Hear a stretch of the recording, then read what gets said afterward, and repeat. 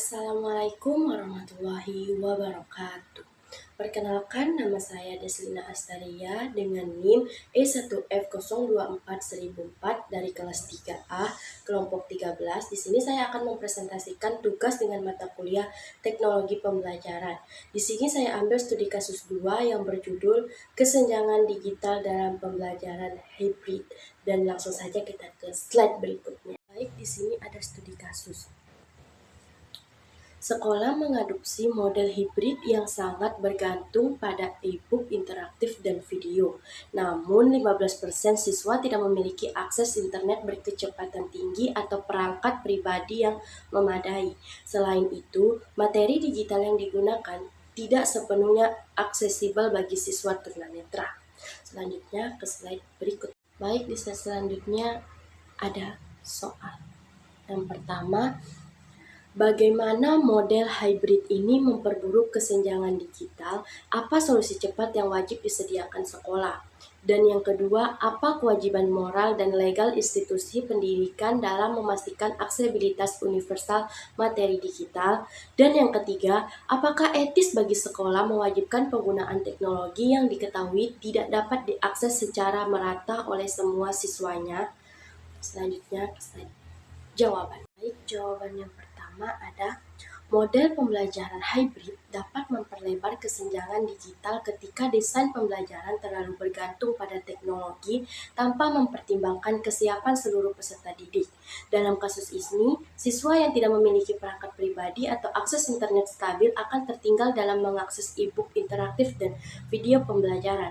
Ketimpangan ini tidak hanya berdampak pada capaian akademik, tetapi juga menurunkan motivasi, rasa percaya diri, partisipasi siswa. Selain itu, ketidaksediaan materi yang aksesibel bagi siswa tunanetra menunjukkan bahwa teknologi digunakan secara inklusif, sehingga kelompok tertentu mengalami diskriminasi tidak langsung. Solusi cepat yang wajib disediakan sekolah antara lain yang pertama, penyediaan perangkat pinjaman atau laptop atau tablet bagi siswa yang membutuhkan. Yang kedua, akses internet, subsidi atau hotspot sekolah yang dapat digunakan sebelum atau di luar jam pelajaran. Yang ketiga, alternatif materi offline seperti modul cetak, flash disk, berisi video atau audio, atau pembelajaran tatap muka terbatas. Yang keempat, format aksesibel misalnya e-book, ramah screen reader, audio materi, dan deskripsi verbal untuk konten visual. Selanjutnya, jawaban soal kedua. Kewajiban moral dan legal institusi pendidikan dalam memastikan aksesibilitas universal.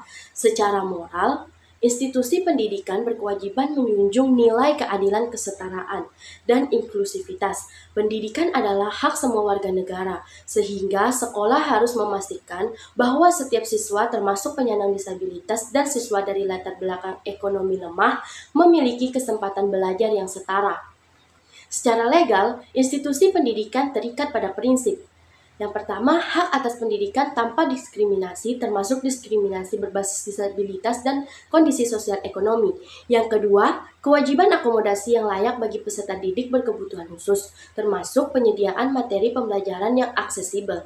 Dan yang ketiga, mengabaikan aksesibilitas dapat dianggap sebagai bentuk pelanggaran hak peserta didik dan berpotensi menimbulkan konsekuensi hukum serta administratif bagi lembaga pendidikan. Selanjutnya, jawaban soal ketiga.